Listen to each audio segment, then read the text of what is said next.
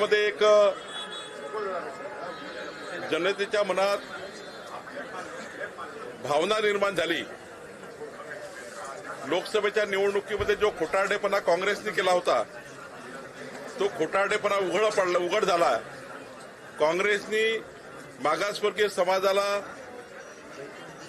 Confuse केलं की मोदीजी संविधान बदलणार आहे, आदिवासी समाजाला काढणार आहे आणि त्यामुळं मोठ्या प्रमाणावर आदिवासी समाज, ओबीसी समाज, एसटी समाज, मोदींचा आत्मविश्वास, मोदींचं सरकार जे 2029 पर्यंत आहे, 2029 पर्यंत मोदींचं सरकार असल्यामुळं राज्याला सुद्धा डबल इंजिन सरकारची गरज आहे हे आता हरियाणाच्या जनतेला, जम्मू काश्मीरच्या जनतेला आणि देशातल्या सर्व जनतेला आता कळायला लागलं आहे की मोदीजी 2029च्या जूनपर्यंत प्रधानमंत्री असले आहेत आणि त्यामुळं त्या राज्यांनी सुद्धा मोदींच्या पाठीशी राहून विकसित भारताच्या संकल्पना साथ दिली पाहिजे।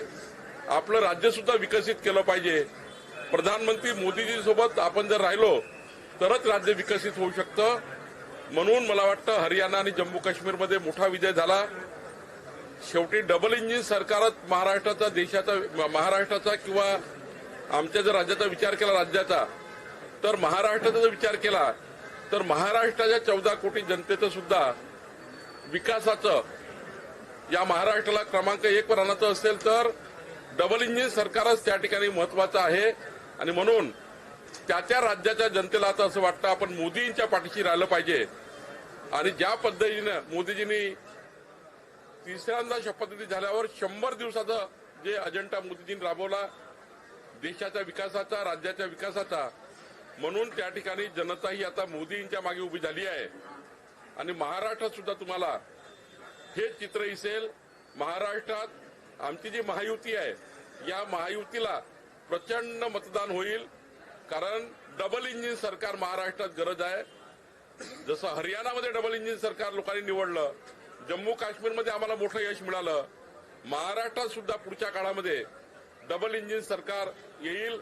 आणि महाराष्ट्राच्या विकासाचा जो स्वप्न आम्ही बघितला आहे, आमच्या तिघेही जे नेते आहेत महाराष्ट्राचे महायुतीचे, देवेंद्रजी आहेत, अजितदादा आहेत, एकनाथजी आहे, या तिघांनी जी महायुती आणि महाराष्ट्रामध्ये आहे या महायुतीच्या माध्यमातून आम्ही समोर जाऊ। आम्ही आज संपूर्ण महाराष्ट्राच्या 288 विधानसभेमध्ये जिल्ह्यामध्ये जल्लोष साजरा होतो आहे। भारतीय जनता पार्टी आणि महायुती हरियाणाच्या आणि जम्मू काश्मीरच्या विजयाचा जल्लोष करतो आहोत आणि या जल्लोषातनं महाराष्ट्र जिंकूया, महायुतीला जिंकवूया आणि महाराष्ट्रात डबल इंजिन सरकार आणूया, या भूमिकेतनं आम्ही काम करतोय।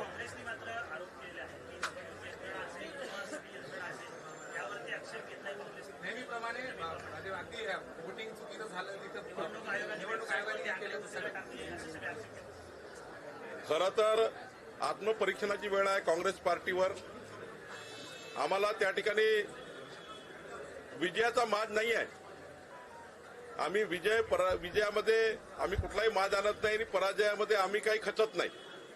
आम्ही भारतीय जनता पार्टीचे कार्यकर्ते, सरकार ही सत्ता ही समाजाच्या शेवटच्या व्यक्तीकरता महत्वाची आहे, म्हणून आम्ही सत्ता ही समाजाच्या शेवटच्या व्यक्तीकरता सत्ता ही साधन आहे म्हणून समजतो।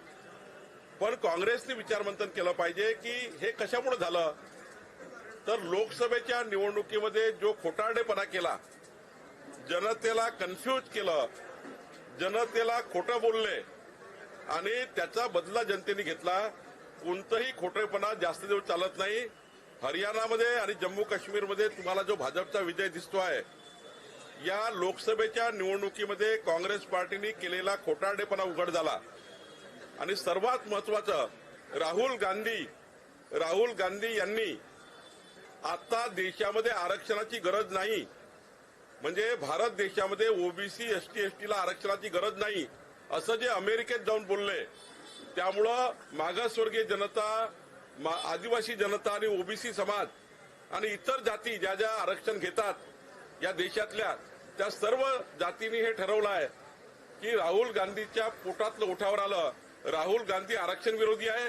राहुल गांधींनी म्हटलं आहे की या देशामध्ये आरक्षणाची गरज नाही आणि म्हणून देशाची जनता ज्या ज्या निवडणुका पुढे होतील त्या त्या निवडणुकीमध्ये राहुल गांधी यांचा आरक्षण विरोधी चेहरा